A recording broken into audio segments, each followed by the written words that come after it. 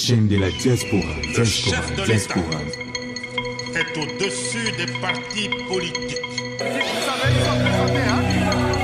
Ils sont en train de faire.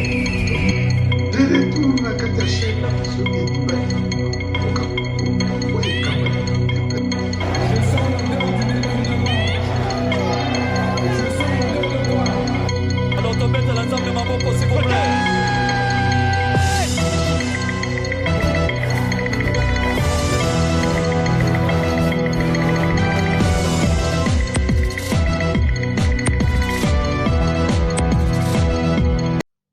Baimboka bayebalandaka biso na bokebi pe na bwanya na kati ya chaîne na bino Ediba TV oyo ekambami na humble serviteur papa Edi Diba munganga spirituel.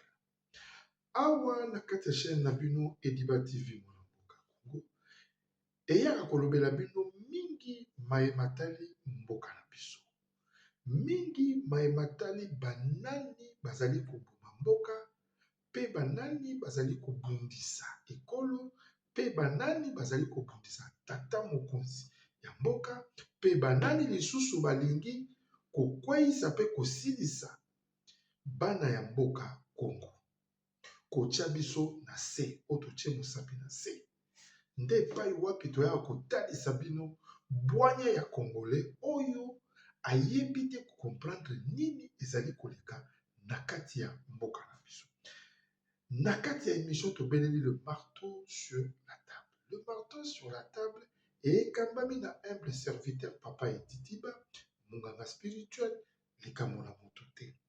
Awa tolobaka sembo vérité, rien que la vérité sur la vérité. Bayemboka tokosolola moke molai ya makambo oyo ezali koleka na mokolo ya lelo oyo eleki na mboka ya Nairobi, Kenya. Ezali pasi pe mawa.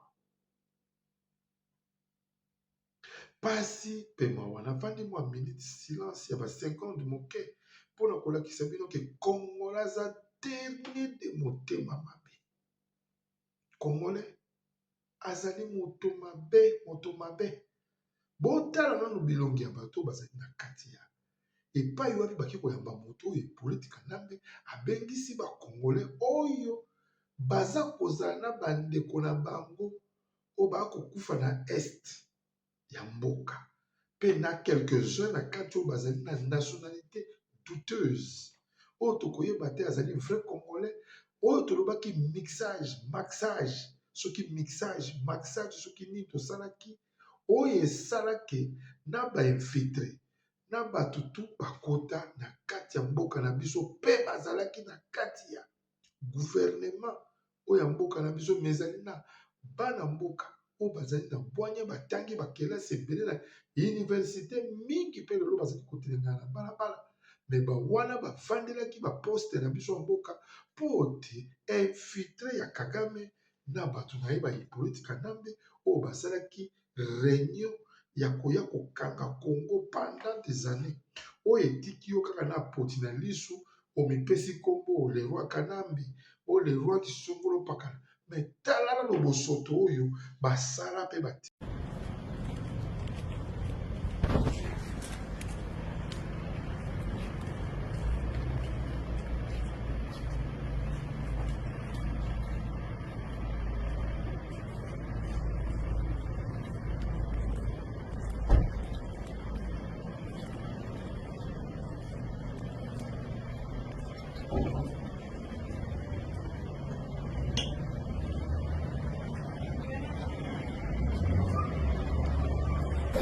Il a des propositions assez...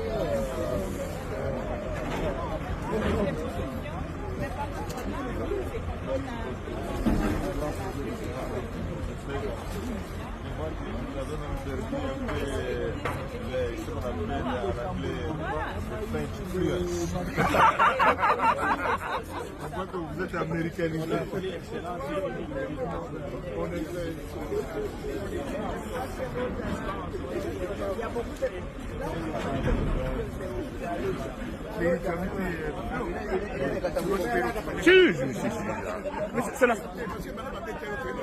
C'est la star de X. Ça va. Karibu. Nimepoa.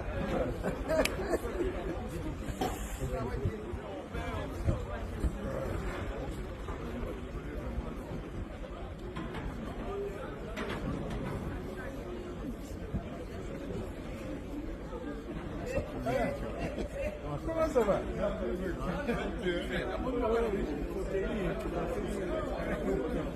Oui, ça va. Vous voyez les choses.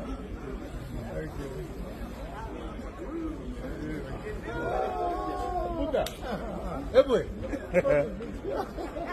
Dans ce pays, il y a eu grand frère Nangazo. Il y a Théo. Il y a Théo dans le sol. Voilà. Il y a Théo. Moi, je ne sais pas français. Il a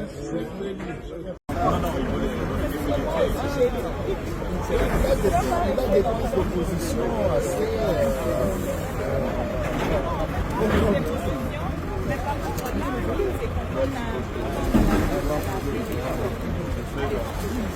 Nous avons permis un peu ce qu'on appelle en anglais French influence. On voit que vous êtes américanisé. Il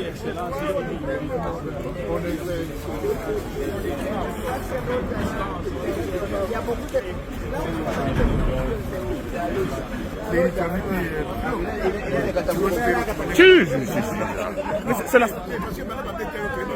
C'est la star de X. Ça va. Karibu. Nimepoa.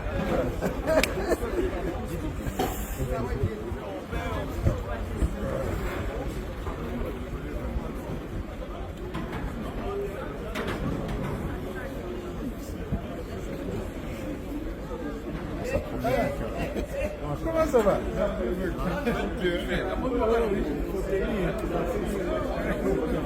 Oui, ça va. Vous voyez les choses.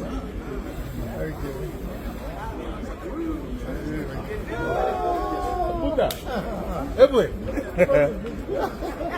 Dans ce pays, il y a eu grand frère Nangazo. Il y a Théo. Il y a Théo dans le sol. Voilà. Il y a Théo. Moi, je ne sais pas français. De retour na chaîne na biso Ediba TV. Mwana mboka Congo oyo ekambami na humble serviteur papa Edi Diba.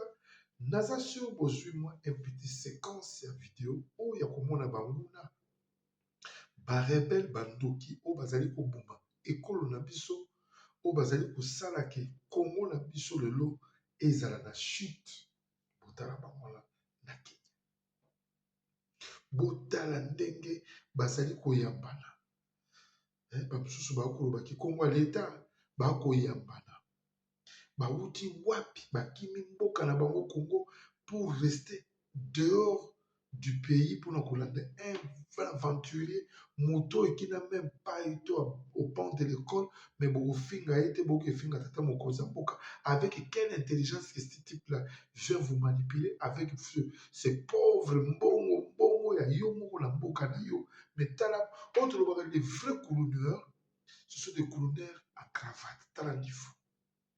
Tala niveau ya congolais oyo azali parasite. Bayimboka esalaka pasi pe mo komona congolais na babiloko ya boye baki kosala réunion ya stratégie mpona combattre idéologie ya tata mokonzi ya mboka ndenge tolobi ke Kagame ekoma boyaki loboko oyo basengaki epa Tshisekedi mpona kimia na este bacomprendre bango baaméricain kuna batomboki balingi basala attaque contre bango botokota réunion nalakisa bino quel genre de politique que nous pouvons faire parce que ye Kabila wana azali moto azali recherché déjà fo batia ye maboko bayeba ndenge nini bakozala manigance mpona kozonga basala mbutu na kati ya mboka na biso Congo. Na basango mosika oyo tote kolanda na mokolo ya lomingo biso toyebi yango lelo toali mokolo ya mibale na semaine tolandi likambo ya général oyo azalaki na kati ya mboka na biso na Congo, général John Numbi. Naloba na bino mboka wana Congo eyali mboka ya bakoko, eyali mboka moko sacré. Moto nyonso akosala calcul ya mabe na kati ya mboka wana et surtout na pouvoir ya tata mokonzi ya mboka monsieur Antoine Félix Tshilombo akobima toujours na poisa baza ebele vous allez voir arrestation na ye mpe abimi na poisa na kolakisa bino quelques séquences oyo esetamboli na banete nyonso presque partout mpona kolakisa bino ke marabout un marabout escroc azwi atente pied akweyisi John Numbi na piège. Donc il y a des gens qui adorent Satan. Donc au komona moninga musubo okoswa na ye akotangela kombo ya bonzambe mais il n'est pas de Dieu. C'était Satan d'esprit. Donc moto aza kokana kaka liwa na yo. Moto aza kokalkile échec ya vie na yo. Yango na lobanga na bino na kati Diba TV beaucoup misamba parce que vous allez devant un serviteur de Dieu. Zambé moko ayebi pourquoi azwinga aélevé nga epai oyo pote na bana kopesa bino ya bandakisa mpe kitoko kolakisa bana mboka ke sikoyo mboka na biso ezali lisusu te ya bapaya tokomi kobengana monguna peu du temps vous allez voir malgré tout ça prend du temps mais peu du temps vous allez voir avec monsieur Félix Antoine Tshisekedi nataka komona na elengi na motema na elengi na kati na ngai je sens une sensation desalaka ya botosi ya bokonzi ya bonkumu oyo ezali ya mboka na biso oyo azali nango donc nzambe ayebi mwana mobali. Ce que tu vas faire, papa, oui. Je vais bientôt prendre le bâton. Je vais bientôt prendre le bâton là. Moi, je ne touche plus l'eau. Je vais bientôt prendre le bâton. Et puis, quand je vais prendre le bâton, tu vas encore rester avec l'esprit du vaudou. Parle, ne crois pas qu'il entend tout. Et si tu veux tout à l'heure, je veux faire, il va répéter tout ce que tu as dit. D'accord? Oui. Il entend là. Toi, tu vois que c'est une statue. Mais je vois autour l'esprit de chez nous, du vaudou. Vous comprenez? Donc, tu dois maintenant expliquer. Tu vas dire, moi, je m'appelle John Numbi. J'ai travaillé en tant que comme ça. Tu donnes tout ton parcours, les relations que tu as eues, même avec Kabila. Mais Kabila, attention, il n'est pas trop clair. Tu comprends? Il a trop versé le sang. Il y a même quelque chose que j'ai vu. Je te dis que ça reste entre nous deux. Il a fait le crocodile à manger quelqu'un. Tu comprends? Il a fait le crocodile à manger un être humain qui était un soldat. Cette nuit, à minuit, j'ai fait trop de vérifications te concernant. Si on ne faisait pas ça aujourd'hui, papa, tu devais être arrêté. On devait te mettre les minutes, quel qu'en soit là où tu allais te cacher. Parce que c'est les Américains qui allaient tout faire. Là où tu es là, tu es la clé du succès de Kabila, de Tshisekedi. Oui. Tu me comprends? Je dis bien, tu es la clé du succès de Tshisekedi. Actuellement, où nous causons, on a tout de mettre la pression du Tshisekedi. Ceux qui ont commandité la mort de celui de ONG là, qu'on le livre. Pas ici, tu ne devais pas être condamné ici. On devait t'extrader. Ta mort devait être une mort atroce. C'est moi ton fils qui te parle. Je t'avais donné mon identité. Je m'appelle Gadjui Alphonse. Vous comprenez mon frère? Ok. Maintenant tu vas parler à haute voix. Tu dis, moi j'ai exercé telle fonction. J'ai été comme ça avec Kabila. Actuellement, voici ce que... Tu dis d'abord, je fais ce travail pour faire ceci. Actuellement, voici ce que je veux. Tu comprends? Tu expliques tout. Quand tu finis d'expliquer tout, tu me dis, je t'envoie, je te donne mon sac. J'amène le sac que j'ai là. Parce que c'est le sac que tu as vu noir là, qui est tout. Tu comprends?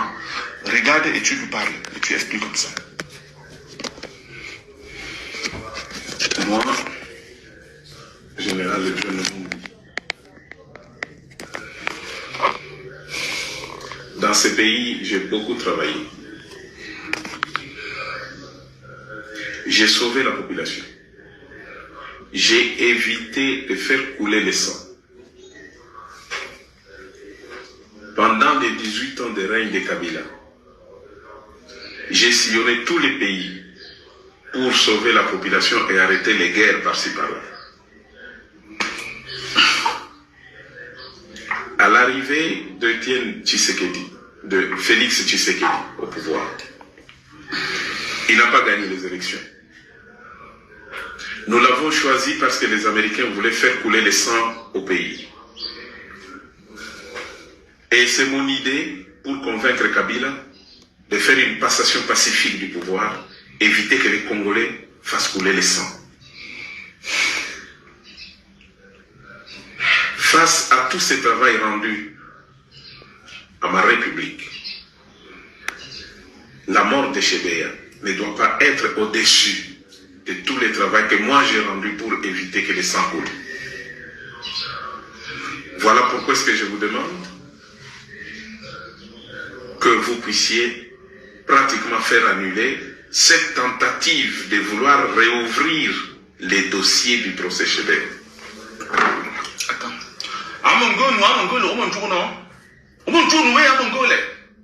Non, et c'est exactement ce qu'il est en train de demander. Il faut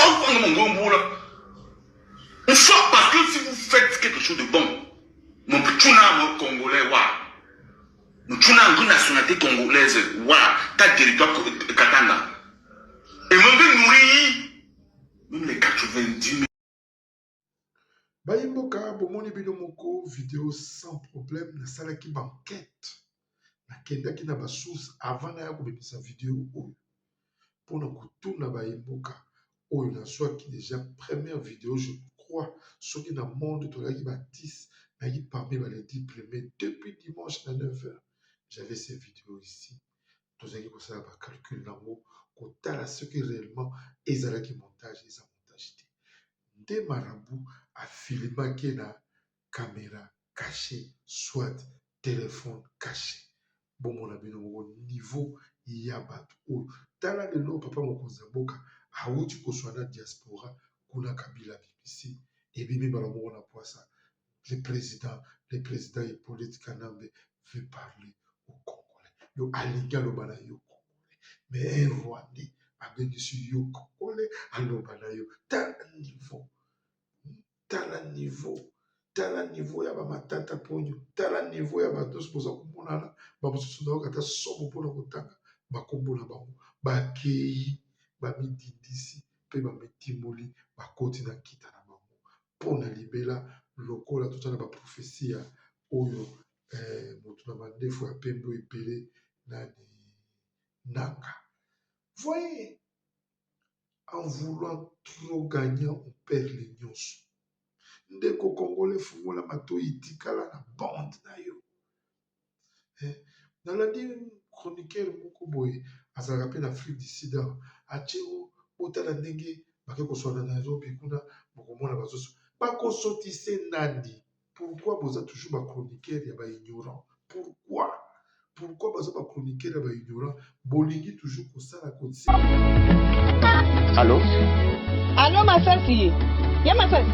Bon maman kuna na homme de veillard misunga. Naza déjà na misunga homme de veillard. Au moni tant maman apika église. Alors na oki bien te. Tant bazo sengo mbongo, yo tindi mbongo, bango bale ba songe ba kati ba songe ba memel ba dispensaire mike. Et là sunde ngona te maman. Mena poto na kishasa la même chose. Et loko zo sepeli sanga. Banda maman koma na misunga homme de veillard. Kotali maman. Oh maman zongo lokola bébé, bazo zo soya maman. Oh, mais là so moni maman zongi cheni. Maman Zolia 3 fois Tongo Midi Popo Deko nanga elo musu se presi ngai Misunga homme de veillard Oyebi ke Bana courant so kata Soke salika manœuvre Pano ya dik Bana lumière 24h/24h. Et puis connexion internet et vanda. Et puis soki mama ayoki mal à l'aise ou bien mutu pasi nzoto déranger kaka na mutu na place à la liwana a fini bouton rouge. Docteur Mbango atakati, c'est pourquoi homme de veillard misunga et dans la kata clinique misunga. Non so futima on ozo regretter. Ah bon, juste bien na wazali ba minganga bazo sala mama contrôle chaque semaine. Mais azala kuna Abela te bazo sala examen. En tout cas, ya masati emoneli penanga na pemi bana mama comme na homme de veillard misunga. Et moneli na misute emonani bamboko na opinda ya pampa bana c'est fini tout ça. Bon liango lisusu te. Homme de veillard misunga ngana bango rendez-vous quand la fin du mois. Na pemi. Non, si kaya fanda kuna lia tranquille. Apema ba médecin 24h/24h. A continuer kuna ngana no pesa ka mbongo na fin du mois. Yebisa bango na changer comment na komili batimi songa. Babe.